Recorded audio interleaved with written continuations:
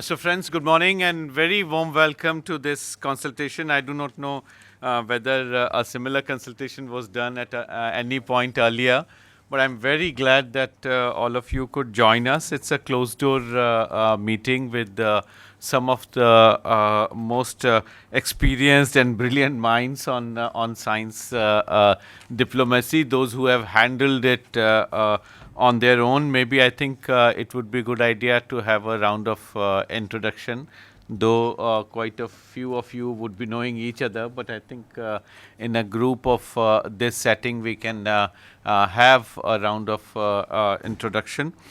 As I mentioned, this is part of an exercise which Ministry of Science and Technology has very kindly funded at RIS, and we have initiated this for last couple of months to give it a shape in terms of how the genesis evolution of India science diplomacy has been, what kind of experiences, what kind of accomplishments, and what kind of miss-outs are there.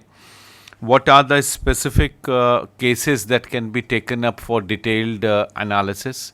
And some of the experienced hands we have requested. The first one by Professor Siddhartha is already out in terms of the lexicon that India should come out with on science diplomacy, and we need not ending up borrowing from others who have shaped this as a discipline.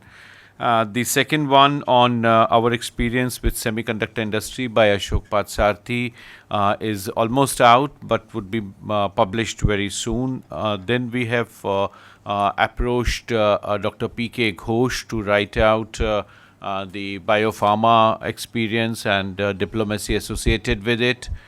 We have also requested R.B. Singh for agriculture diplomacy that we have seen, and then Dr. V.S. Chauhan for Indo-US vaccine program. So these are some of the case studies that we are doing. The overall objective of the whole project is threefold. One, to bring in this whole exercise of endogenization of the process. So as of now, it seems more a borrowed process and an exercise which requires our own lexicon, our own expression, our own modalities of engagement, and that's where the role of science counselors, the role of their connect with our missions, the nature of human resources that we require, what kind of orientation programs science counselors may have before they leave, etc. So all that is part of the first objective that we have. Second is to document these experiences which we have gone through, and each one of you have gone through.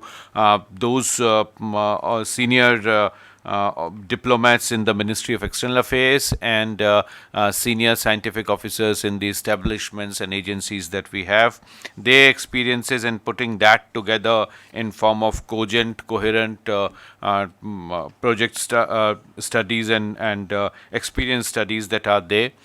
The third is to have a set of databases, and that is again a twofold. One, to have expats that are based in different streams of science, to have their database, connect them, leverage them with our national economic development priorities, social sector development priorities, and try to see how we access that technology.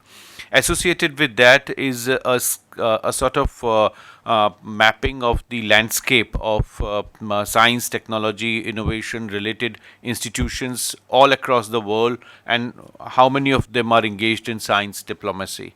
So a very critical analysis of which all institutions at the global level are doing science diplomacy related work, how we can learn from that, and what are the ways we are moving ahead with.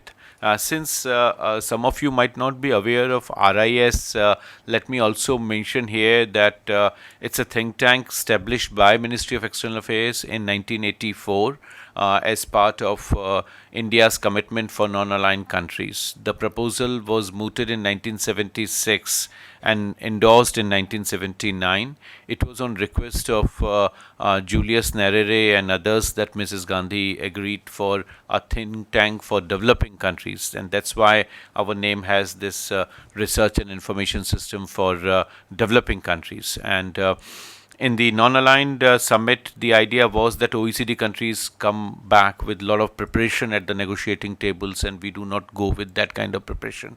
So the summit agreed, and when India hosted the NAM summit, it was announced that G. Patsati would be made chairman, and we would lead the summit. So 3 persons were made in charge of this. G. Patsati, the senior G. Patsati, who established JNU and also ICSSR. He was also our PR in New York. Dr. Manmohan Singh and Shukmoy Chakravarti. These 3 people established and led the institution. Dr. V.R. Panchamukhi was the first Director General. We focus on 4 broad areas. One is international architecture in finance, trade, and technology. So what are the developments, how access to these, particularly at WTO and intellectual property perspective, how they are going to influence them. Second is in terms of the free trade agreements that India is signing. So all FTAs, all regional agreements, multilateral trade agreements and engagement, they all are studied at RIS.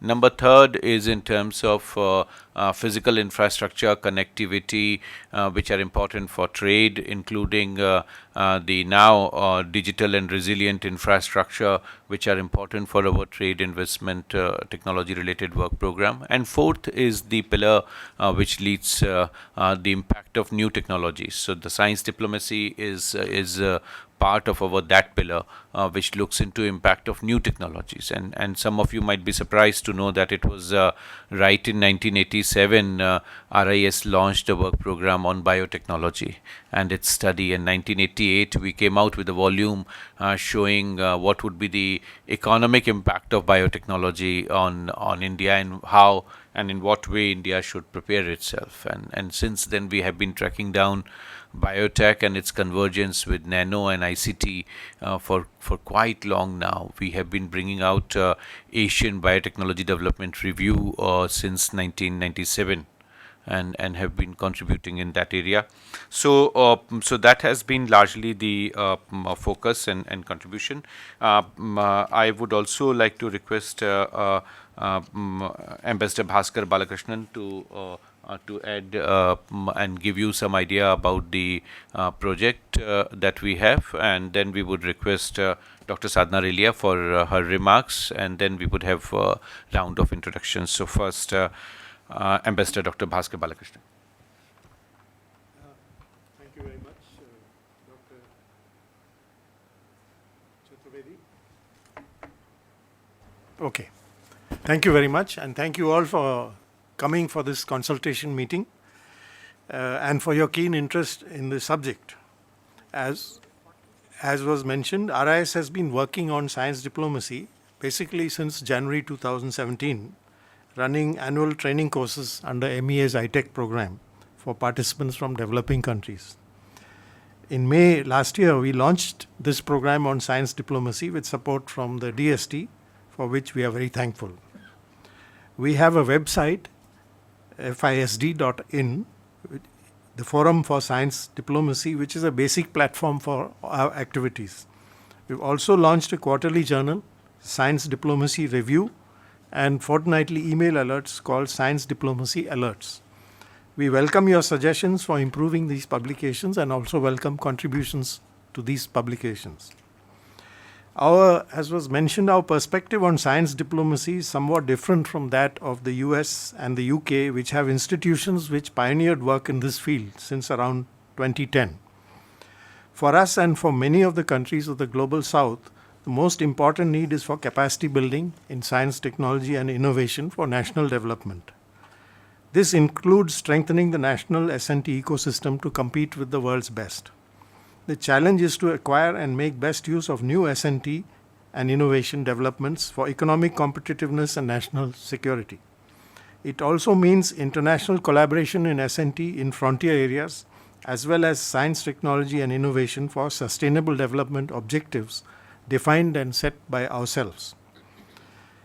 A very important component of our science diplomacy is the outreach to a large number of NRI and PIO S&T professionals working in various countries. This represents a formidable reservoir of knowledge and talent, which is well disposed to helping our country to build its capacity. Some programs have been launched by our science departments to attract participation in collaborative activities from this community. But much more needs to be done, and our science diplomacy must be also geared up to this task. As science and technology knowledge advances, pushing back the frontier of human knowledge requires increasingly large investments and resources that go beyond the capacity of even the largest economies. For example, the Large Hadron Collider, the ITER, and the ISS are projects that could only materialize through international collaboration. Such large mega science projects are going to be more common in the future. Our science diplomacy should be able to exploit these opportunities for participating in fashioning them and gaining access to cutting-edge S&T knowledge. A second important need is to be well prepared to defend and advance our interests in international discussions where S&T issues come up. For example, in climate change, biodiversity, genetic modification, cybersecurity, etc. As S&T knowledge grows, there will be increasing number of international discussions and negotiations that involve S&T in one form or the other. Even in areas that have been well discussed, such as nuclear technology, there will be new developments or interactions among several disciplines of science that will come up in the future. So far, it has been the advanced countries that have led these discussions, set the agenda, and defined the outcomes, leaving the Global South to react to these developments. This is a formidable challenge which requires inputs from the scientific community into public policy processes and into our diplomacy and foreign policy. Working together with like-minded countries will be an important requirement for success. The third important area is the potential for science and technology cooperation to improve relations with countries, including those with whom we have tense relations. Such cooperation can be bilateral or regional and can support our foreign policy objectives. India is strongly committed to South-South cooperation, and our development partnership programs are evidence of this. There are many possibilities for S&T cooperation in our region of South Asia. For example, in monitoring and mitigating air pollution, meteorology, disease control, renewable energy, etc., where